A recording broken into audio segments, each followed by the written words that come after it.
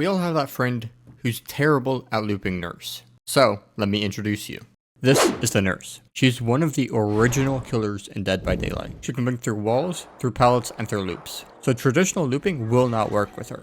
So that's why I'm going to teach you a new way to loop. But first, we need to understand how the nurse works. First is going to be movement speed. She's the slowest moving killer in the game, coming in at a speed of 96%. For reference, survivors move at a speed of 100%, while most other killers are at a speed of 110 or 115. Her being the slowest makes it so she has to use power to even catch up to the survivors. Next will be how she uses her power and the cooldowns she has. First things first, she has 2 blinks that let her teleport around the map. First blink being 20 meters and the follow-up blink being 15 meters with a 1.5 second window to charge that second blink. To fully charge her first blink, it will take around 2 seconds, and each blink has a 3-second recharge time. After each blink, she's gonna have fatigue. So when she blinks once, she will have a 2-second fatigue time. If she uses the second blink, she'll have a 2.5 second fatigue time, and an additional 0.5 seconds for any additional blink they use. If they swing and miss, it will add a full 1 second to fatigue.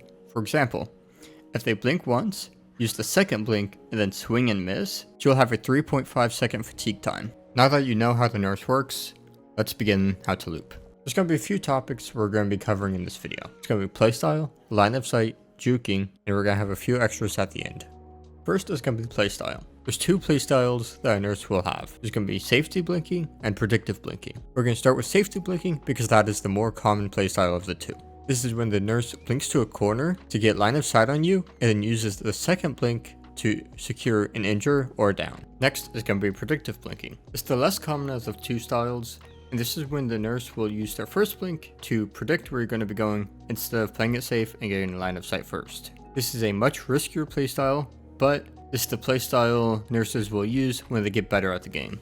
Next is going to be line of sight. This is the most important thing you need to learn. You never want to be in direct line of sight because it will result in a very fast injure or down. You want to put as many line of sight breakers between you and the nurse as possible, such as rocks, trees, walls, buildings, anything really. You want to do this while still creating distance. So don't be afraid to move left and right if it puts more line of sight breakers between you and the nurse.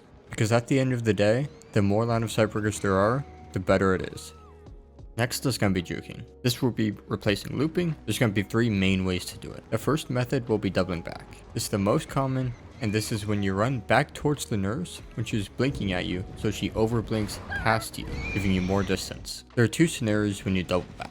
One is when you're in an open area, and the second is when you're behind a wall. First one, if you're in an open area, you'll need to run back towards the nurse when she's blinking at you, so she overblinks past you. The second one is when you're rounding the corner behind a wall. This way, she's forced to either predict where you're going or safety blink at the corner of the wall. And if you know her playstyle, you'll be able to predict what she will do. There's another method of doubling back, which is a bit more advanced, but it is fairly simple still. It's exactly the same as doubling back, except instead of turning around to face the nurse and run towards her, you would instead moonwalk towards her. This gives her the illusion that you're still running forwards when you're actually running towards her. The next method will be baiting left and right. This is when you bait going left and then go right, or vice versa. This needs to be done while she is holding the blink and about to release it. This way she blinks further away from you, so she is forced to use her second blink to try and secure a hit. This works because she wants to blink where you're going, not where you actively are. This last method is faking, and it is exactly what it sounds like. For example, doubling back, you're able to bait the double back by running back towards the nurse for a slight second and running back to the original direction again. You could fake anything. Fakes on regular M1 killers might work as well. Now these are not guaranteed, but if you bait a window or right before she releases the blink, she might blink on the other side of the window as you, giving you distance and possibly a line of sight breaker. Locker hopping is when you hop into a locker when the nurse blinks on top of you to avoid a hit. The nurse will sometimes use their power, like a blight rush, and exhaust all of their blinks in an attempt to bait you out of the locker for a free hit. The nurse eventually goes into fatigue. This is when you want to jump out of the locker and make distance and break line of sight. Next will be stunning a nurse. This doesn't happen very often because stunning a nurse is typically a very bad idea. This is because when you stun a nurse, right before she enters fatigue, it will cancel her fatigue entirely and replace it with a stun animation. However, if you mistime the stun and do it while the nurse is in her fatigue state, then she will completely ignore the stun.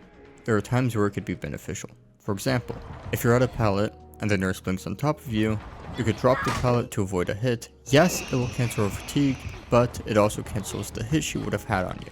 And during her stun animation, you can make distance, break line of sight, whatever.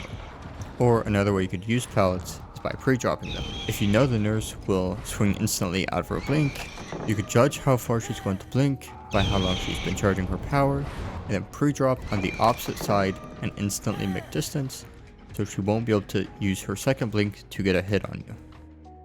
Distance is going to be the first thing you encounter in DBD. This is the most valuable resource you'll have in any chase, no matter the killer. But first, let's define what distance is. It is how much space between you and the killer there is. This doesn't only apply to you and the killer though. It is also the space between you and the next resource you're going to, or the distance between two different resources. First of all, you want to keep as much distance between you and the nurse as possible, while still minimizing the distance between you and the next resource you plan on using, like pallets, windows, rocks, whatever it may be. Of course, the nurse will eventually catch up to you. You'll have to learn how to evade at a closer distance, and this is where line of sight breakers and knowing her playstyle is super important. It'll be easier to juke her if you know these things. Loops are no longer the resource you're used to them being. They still serve a purpose, even though nurse can blink through them. It is only two purposes that loops serve now: breaking line of sight and confusing the nurse with your scratch marks within the tile. Generally with nurse, you want to hold W, keep distance, and break line of sight. But there will be times where you run out of distance and you'll have to stay at a loop. During these times, you might want to leave instantly and get distance, but that'll get you killed if you don't have a plan. So the only time you should be leaving the loop is when you have at least one of these three things. Most times. 1. Enough distance or time to make it to the next resource. What I mean by that is distance is pretty self-explanatory. By time, I mean if the nurse is kicking a gin or a pallet or something of the sort, that will give you time to make it to the next resource. Or 2, the resources are close enough where it just doesn't matter. Say like you're at a rock and then that rock is close enough to a long wall. And finally 3, if the nurse is in fatigue or her blinks are recharging. This is kind of expanding on time to make it to the next resource, because she won't be able to do anything when she doesn't have her blinks up. When going against the nurse, you need to always be looking at what she's doing. This is because you get so much information from it. For example, by just simply looking in her direction, you'd have to think more about what you're doing, as most people who just hold W typically won't double back. And when looking at a nurse, you'd usually want to look at her hand. This is because her hand gives multiple visual cues that you won't be able to see elsewhere, like when she pulls up her blink or when it's fully charged. You're also able to tell easier when she's looking up or down by looking just at her hand, as well as left and right, obviously. Same with red stain, though that is less precise. Now, of course, she has counters to these, such as flicking last second to blink wherever she wants to blink, which makes it significantly harder for survivors to react to. And now there are also audio cues for those who like holding W and not looking behind themselves. For example, when she charges her blink, you're able to hear that. And when she releases or reappears from her blink. Nurse isn't the only one with visual cues though. After usually playing Nurse, there are a few that I've noticed that are fairly reliable and consistent. One of them is a movement survivors do when they're planning to double back. They'll keep switching between looking at you and the corner or anywhere they're planning to double back from, which is normal. However, you need to look at how they move, because when they're more focused on you rather than what they're running into, you could easily tell they're planning to double back. Because of this, their pathing will start to sway left and right compared to their normal straight line pathing. Now, this is just an example of what I've noticed. You'll need to look out for your own tells. And to do this, I would recommend recording your own gameplay and analyzing it. I would also highly recommend 1v1ing, especially if you're bad at chases. Because in most games, you won't get chased much, and if you do, you probably won't last long enough to learn during the chase.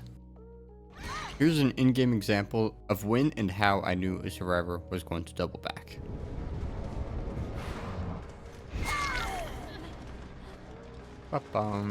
Predict.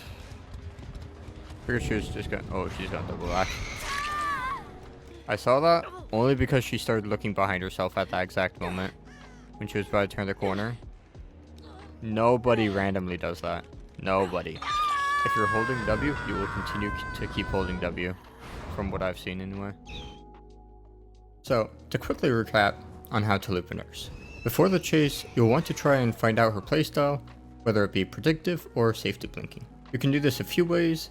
One of them is by watching a chase yourself, or if she's across the map, you could take a guess with how many blinks she's using before she gets a hit or a down. If it's typically 1, then it's most likely going to be predictive blinking. If it's 2, then it'll be safety blinking, most likely. While in chase, you could utilize that information and play accordingly. And during that chase, you want to break line of sight as much as possible while still creating distance.